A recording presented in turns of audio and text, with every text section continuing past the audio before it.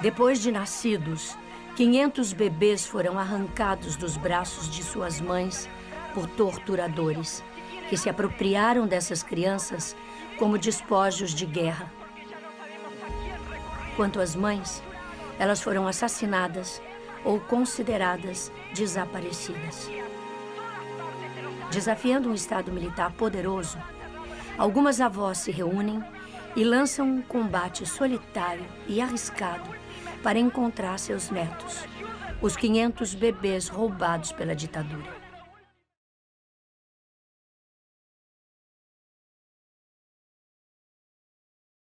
Confesso que eu cheguei a arrepiar quando eu vi os caras condenando esses militares. Eu sempre fui contra eles, apesar de não ter vivido a ditadura, não sei o que foi a ditadura. Eu sempre digo que eu vivi a filha da ditadura, que é a PM de São Paulo. É tão tenebrosa ali quanto foi a ditadura. Talvez não tão igual, né? Para quem viveu esses anos. Eu acho importante esses relatos, cara, e viver isso, porque há pouco tempo eu via pessoas levantando bandeira de volta à ditadura. Um ato extremamente tenebroso, que discuto isso muito com meu pai, que para ele não era a favor da ditadura, mas ele consegue ver o lado bom da ditadura. Ele dizia que não tinha crime na ditadura. Não sei se era a desculpa legal dele. Que o pessoal não roubava, não fazia nada, porque os caras realmente espancavam. Isso era até que ele tive um tipo, ficou muito tempo desaparecido, mas depois ele foi achado. Foi assassinado pela ditadura na época. E por isso que eu fiquei contente de ver esse avanço argentino, essa argentina tão forte.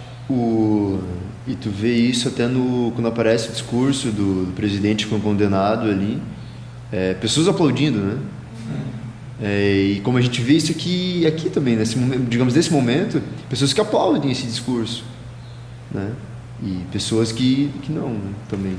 Aquele medo, eu acho que o medo da população na época da Guerra Fria, dos comunistas tomares, né? Esse medo que causa talvez o pessoal achar que está fazendo uma coisa certa. Porque até tem dois amigos meus lá no LEP que quiseram dar uma lida, que foi muito bom, que a ditadura militar do Brasil foi civil e militar, não só militar. Né?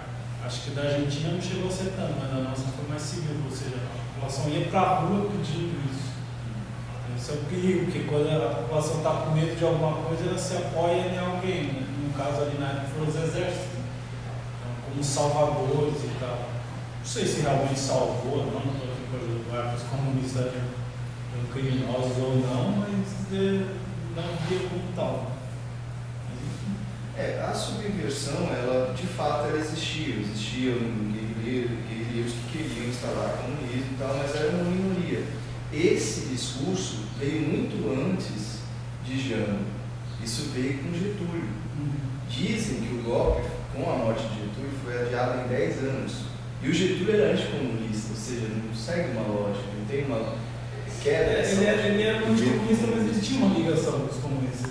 Ele negociava. Negociava com todo mundo. Ele era um cara aberto, nacionalizou o solo brasileiro e deu um passo importante, né? Só que tinha inimigos em todos os cantos, talvez, né? Foi ditador também, mas como discurso de você implantar uma ditadura, por parte dos Estados Unidos, ok, mas no Brasil o processo foi diferente, foram interesses comerciais também, negociações, né?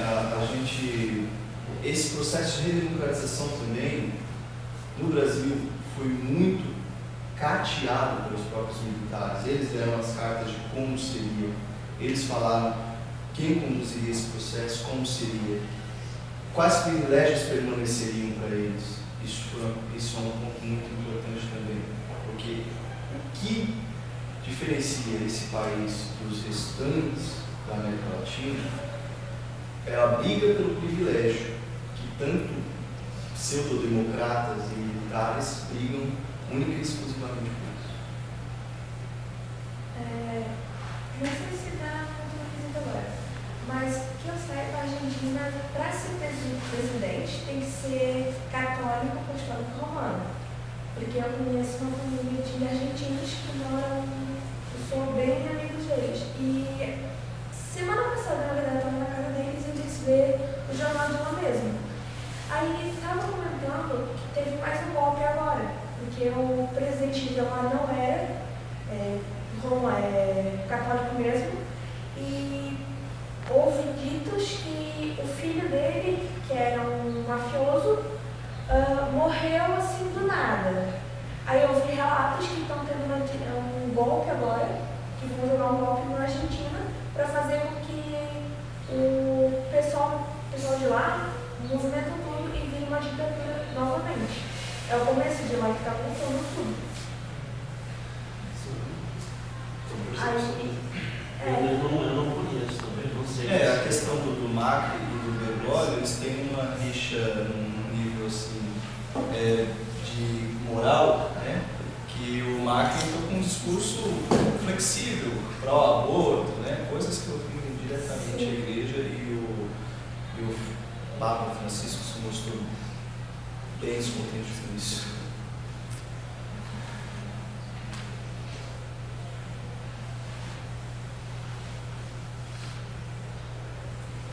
Acho que o que mais achei mais legal assim no filme é que a força que essas mulheres tiveram, né? E todo o legado que elas deixaram. Tipo, se não fosse por elas, nada disso tinha acontecido e as crianças iam continuar desaparecidas, os pais iam continuar sem saber o que tinha acontecido com seus filhos e tipo, tudo ia ficar por isso mesmo, assim. Os militares não seriam condenados, não ia acontecer nada disso. Então, tipo, a força que esse movimento teve e que acabou... elas criaram um banco de sangue. Tipo, que o pessoal dizia ser a parte frágil da sociedade, que a mulherada foi usada. Até a questão do machismo. Sim, eu acho que essa era questão tão forte, né? do banco de sangue, tipo, reforça a importância da ciência e de quando ela é usada de uma maneira pro bem, como é importante, né? Porque foi graças a isso que deu para identificar. Então é a questão da importância da formação da identidade das pessoas, porque eu acho que lógico que é muito difícil para as avós, mas para a pessoa que de repente descobre que ela não faz parte daquela família, ou que ela foi, que quem criou ela na verdade é um assassino, ou que roubou ela. Então tem muito a ver com a formação da identidade da pessoa e como a pessoa deve se sentir também naquele momento. Sim, algumas até brigavam, né? Pela família, mas depois perceberam que a família que roubaram, depois perceberam que... E o legal também é que, tipo, algumas avós encontraram seus netos, mas mesmo assim elas não deixaram o movimento, assim. Então elas tiveram esse sentimento altruísta também, né? Porque elas poderiam ter, queria encontrar o neto, saber o que aconteceu com os filhos, e aí depois abandonar tudo, sabe? E elas não fizeram isso. Mas ainda dá para perceber com toda essa força que elas tiveram e tudo que elas fizeram durante 35 anos, que poucas pessoas foram condenadas, né, em relação a tudo isso no movimento, poucos bebês foram encontrados. Imagina se não tivesse tido esse movimento. Como não teve aqui, talvez. Isso pode ter acontecido aqui no Brasil, durante a nossa ditadura também. Né? Porque não teve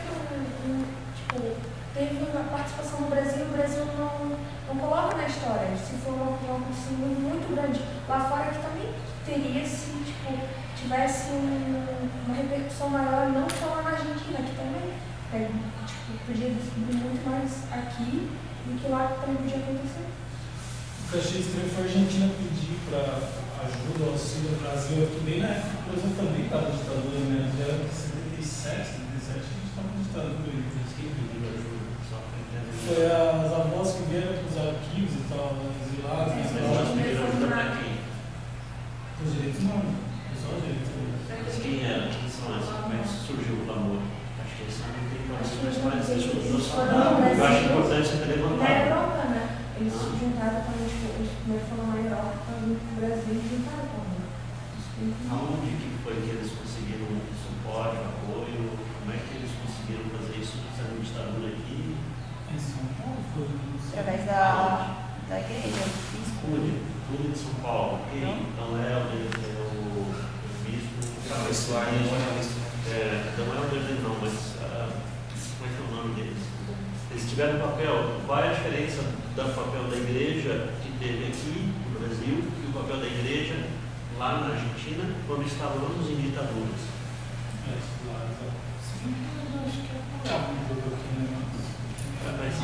Qual é a informação que nós temos? Bom, mas mesmo que eu não tenha repertório, não tenha conhecimento, o vídeo dá pistas pra gente. Tanto é, porque lá não, aquela cena da mulher indo conversar com o bispo e o bispo nem levantou da cadeira, falou, vai lá rezar, isso aqui eles perceberam que ali é uma forma de explicitar e revelar qual é que era a relação entre a estrutura da igreja católica tal, com o governo, com a ditadura, que havia uma aceitação e um apoio geral, assim, você não poderia contar com eles, eles já tinham se posicionado. No Brasil, você teve uma história um pouquinho diferente. Claro que é muito diverso, tem setores e tal, mas a igreja foi um foco de proteção muito na ditadura, apoiou e deu apoio, sabe, ela fez esse papel de proteção e abrigo a muitas das pessoas que eram perseguidas, de esquerda, né? Teve um papel importante, a CNBB, a teologia da libertação, a Assembleia da Eclesiástica, as SEBs, né? Mas principalmente as lideranças.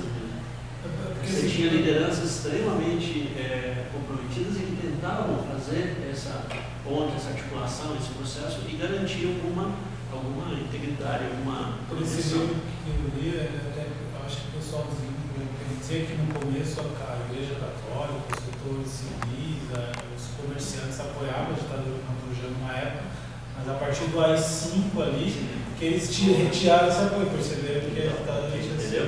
Você tem essas características, então consegue respaldar apoio aqui, e aí o bispo, eles conseguem ter repercussão, e aí sim, a partir daqui ter visibilidade internacional.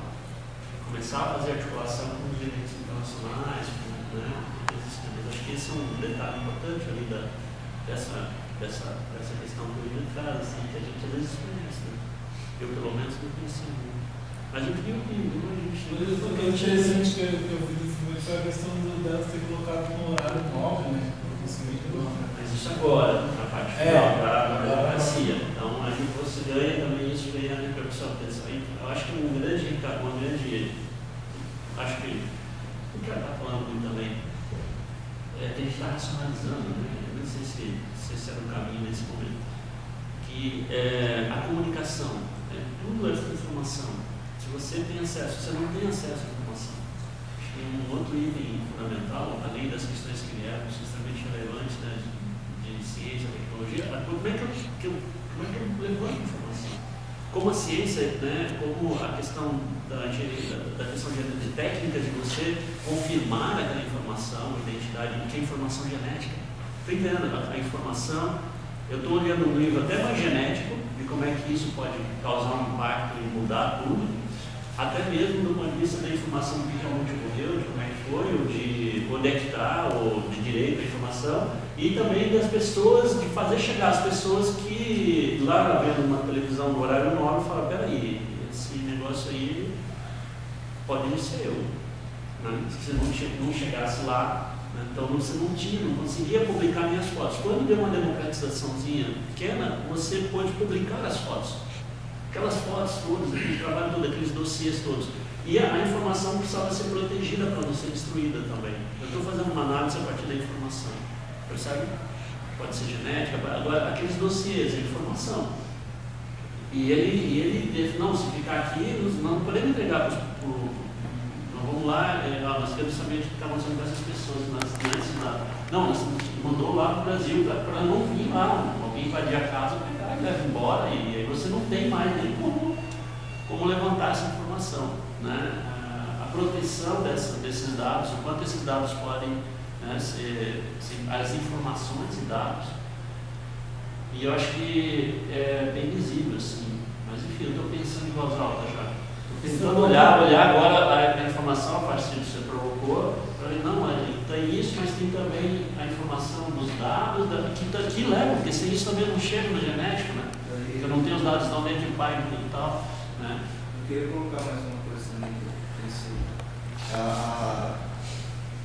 O fato do Kirchner implantar aquele museu no local onde aconteceu aquilo, né? A mesma coisa com Auschwitz e outros lugares onde foram como posso dizer, centros de extermínio. Isso é uma carência também no Brasil. O Brasil não se preocupou em memorizar a situação, como o exército americano, os soviéticos foram lá na Alemanha e filmaram tudo para guardar. E o processo não acabou aí. O povo alemão teve que, através dos anos consequências da guerra, ir em cinemas e ver aqueles vídeos que eram gravados, ir até os campos de concentração e ver para aquilo não se repetir. E isso surtiu um efeito muito bom que foi o socialismo democrático na Europa. Que aí eles olharam e falaram, pô, vamos parar de roubar, né?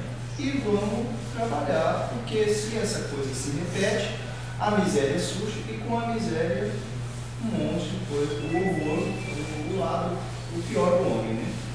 E isso não há preocupação nenhuma no Brasil nesse sentido. O Kirchner tomou uma atitude ali.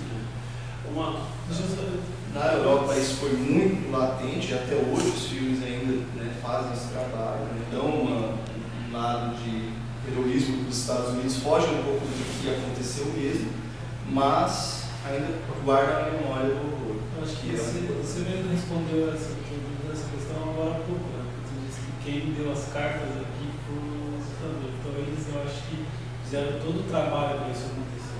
Anistias, desde anistias e é um processo diferente. E eles até hoje continuam dizendo que tipo, os caras foram terroristas, então eles continuam batendo nessas coisas que eles saíram, querem deseducar assim. A mostra do ano passado, ela teve uma temática que foi o direito à verdade, a comissão da verdade. Ela foi em função dessa, foi essa temática que se mostrava e trabalhava que o filme se pudesse ter mais esse caráter com relação à ditadura no Brasil. Teve filmes que relatam, que fazem esse papel de contar essa história, de narrar essa história a partir de quem vivenciou a tortura, etc. Né? Então, dá voz e vez também para você ver por um outro ponto de vista e como é que eles estão hoje, como é que é a repercussão. É tão dramático quanto, né? Mas a questão dos memoriais, aí eu chamar a atenção para vocês do papel da memória, identidade e memoriais. Como se constrói isso individual, coletivamente, comunitariamente e de memória nacional. Então, aí a ideia de patrimônio, né? Você trabalhar com patrimônio e patrimonializar. Ter um museu, ter um memorial, ter monumentos, um monumento, o Ipiranga Monumento, lá no Ibirapuera, sabe? Estátuas, essas coisas se tornam muito identitárias, assim, tentam manter a memória de algo, sabe? Então, os memoriais, você tem em São Paulo, Memorial da América Latina. Vocês estão entendendo o que é Memorial da América Latina? É a ideia de memorializar toda uma história que é pertinente ao mundo da América Latina, a partir da arte, cultura e tudo mais. Então, eles adquirem esse papel lá como centro também de cultura, de arte, teatro, etc. Mas o memorial, né? Aqui na Univale temos memorial. Onde que é o memorial da Univale? Vocês já visitaram? Sabia que tem? Tem um museu que mostra tudo, que tá lá, tem uma sala, vocês podem entrar e ver a história do memorial. É o memorial, onde você vai memorializar. Para nós que estamos trabalhando na metodologia, lembra ontem a discussão em sala lá de preparação, das palavrinhas-chave de métodos de pesquisa qualitativa? Qual foi o que a gente usou? As técnicas. Ontem que a gente discutiu lá preparando, a gente estava falando, olha, aqui são as técnicas usadas de pesquisa na área da educação mental e na área da pesquisa qualitativa. Tchau. Ontem, gente, eu não sei se vocês viram lá. A gente discutiu ontem isso. Eu lembro que a gente voltou em diálogo, comunidade e tal, mas a gente falou, história de vida, lembra? Autobiografia e memorial descritivo, lembra o memorial? Estão fazendo, dá para entender a dimensão dessas questões? Eu estou falando agora como método de pesquisa nas ciências humanas, tá bem? Nas ciências sociais. Mas o conceito é esse, o conceito, por que é fazer um memorial descritivo? É trazer, é manter, é contar, é descrever, né? Descrever algo que tem a ver com a memória daquilo. Que memória se tem daquilo? Você tem que contar essa história, é contar uma história de vida. História de vida é memorial descritivo da minha vida, entendeu? Então, são técnicas. Então, esse vídeo, ele trabalha com isso em algum momento. Ele usa, tentando construir essa história. Narrar narrativas, história de vida, autobiografia. E aí vocês vão ver a dimensão. Estou tentando puxar para o nosso, já que estamos mais nós aqui no laboratório, para vocês enxergarem, olha lá, putz, olha ali o memorial. Conceito, tá? Conceito.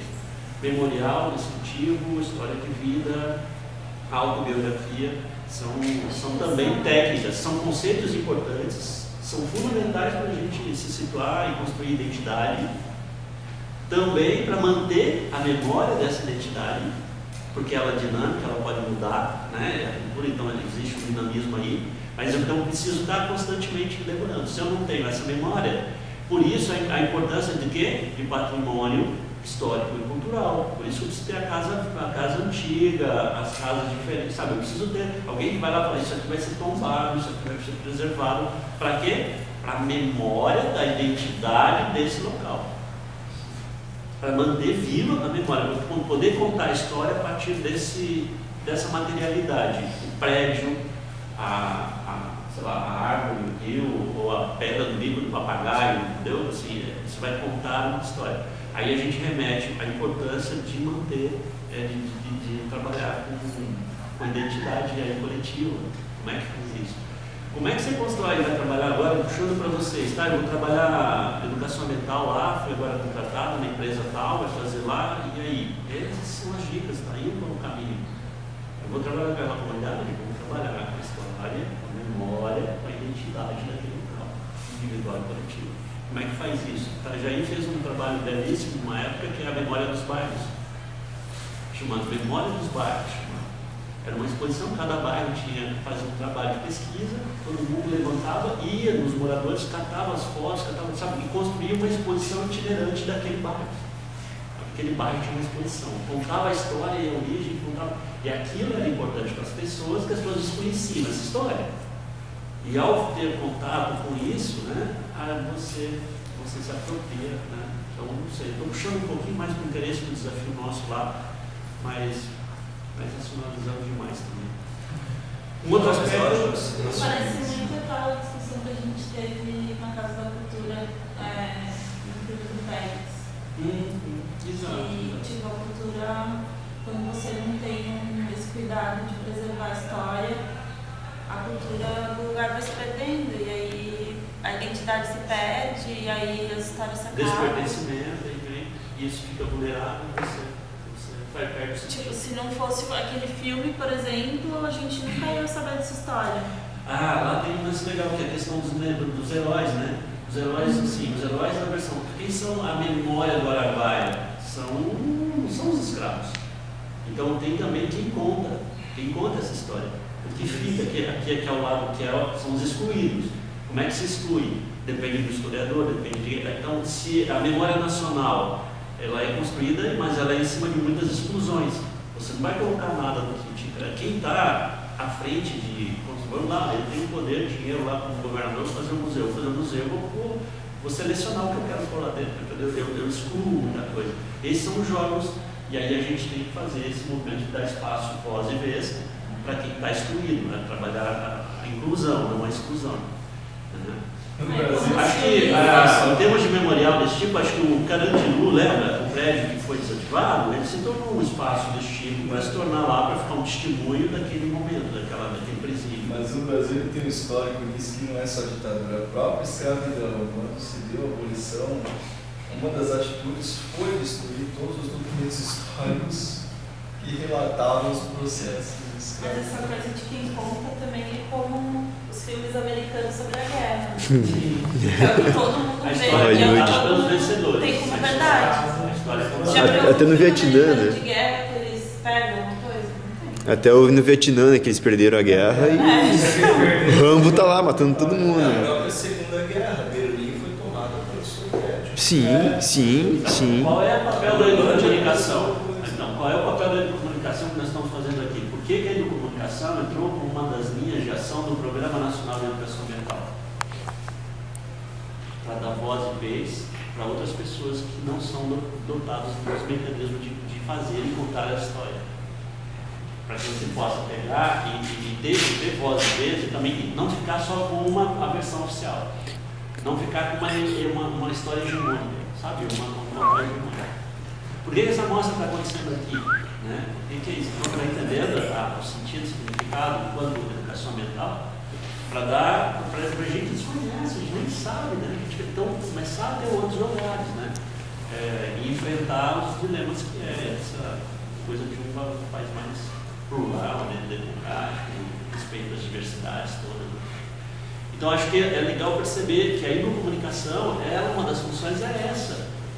É mostrar, que você não teria, você não tem dó da comunidade hoje com as tecnologias. Aí o papel da tecnologia e da ciência que a Andrea trouxe, tanto para a genética quanto para os meios para popularizar e democratizar, pegar um celular e poder filmar.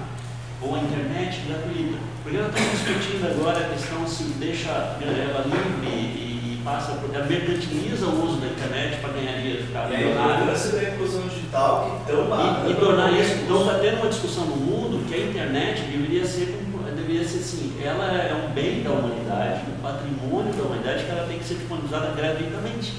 Igual água? Ter livre, liberdade. Oi? Igual água? Igual água? Então, igual água. Legal. Então, igual água. Não é, Só né? que a água não é garantia. Nós temos hoje muita gente que morre porque falta de acesso à água. Mas Enquanto... a água, nesse caso, a água realmente a gente não paga. Né? A gente tem que lembrar, você não paga a água, porque você paga Só que hoje nós estamos chegando ao ponto de começar a mercantilizar. A água se tornou um produto. Quando aí tem a ver com essa separação e com essa questão que o ser humano domina tanto que as coisas e a natureza viram um objeto mercantil, um objeto de uso de consumo, né? Então antigamente você podia, você bebia água lá, enfim, pagava mesmo. Hoje não, você compra água, é um produto, você tem na prateleira do supermercado. Eu vou ter desde uma casa que tem água da cachoeira. Então, ainda você tem esse privilégio, mas aí você tem esse processo de mercantilização, mas é exatamente isso. Aí o processo de mercantilização, que é ver tudo, então o espaço é uma forma de ganhar dinheiro, o espaço público se tornou um espaço terceirizado. A questão social. Estão entendendo? Assim, o espaço público lá para a mobilidade de todo mundo, porque como era uma visão individualista, eu vou para o centro, eu trabalho lá, eu ponho meu carro lá e fico o dia inteiro e ocupo aquela vaga. E as pessoas não podem mais estacionar. Todo mundo que trabalha ficou lá, não tem lugar com quem precisa ir para o centro, então era falta de vaga. Quando começou a mercantilizar, cobrar, é caro, as pessoas passavam de outro jeito, se resolveram. Então sobrou vaga lá. Então, ao discurso, democratizou o acesso do espaço público. Mas você paga. Como é que você não paga? Você tinha escassez. Mas antes, se todo mundo tivesse uma consciência, não precisaria ter. Eu não vou deixar meu carro lá, sabe? Eu estou pensando no outro. Mas aí é uma sociedade essa mais utópica, mais coletiva, né? Coletivo, não individual. Quando você regula, a sociedade que é regulada pelo dinheiro, pelo mecanismo que você. Aí é estapar, aqui. Olha como ficou boa. As rodovias pedagiadas, terceirizadas. Então você transfere o patrimônio público, os bens, estruturas e infraestruturas e terceiriza, estatiza, né? Privatiza na realidade, você privatiza, vai privatizando tudo. Esse é o Estado mínimo. Estado mínimo. Total. Mas tem a ver com essa coisa de dar preço, né? Qual é o preço que se dá para isso, mercantilizar. Então, essa complexidade, essa dimensão aí. Mas a gente fugiu. Acho que um outro aspecto mais significativo, que é o primeiro deles, assim, independentemente de todas essas coisas, parece que é o lado humano, o lado, talvez, de relações que emocionam muito fortemente. Você não tem como não se emocionar fortemente nesse filme, passar indiferente, porque você está falando de direitos que são humanos, assim, que sobrepõem qualquer coisa. Uma criança, né? Acho que esse é um aspecto importante, talvez a Chorado saiu, né, comparando, é que lá foi feito um projeto, um plano sistemático, foram orquestrados, como se foi um nazismo lá, vamos pegar a gente, botar quando for, sabe? Tem toda uma logística pensada, não faz assim com a guerra, existe um plano para executar isso, e isso foi feito, né?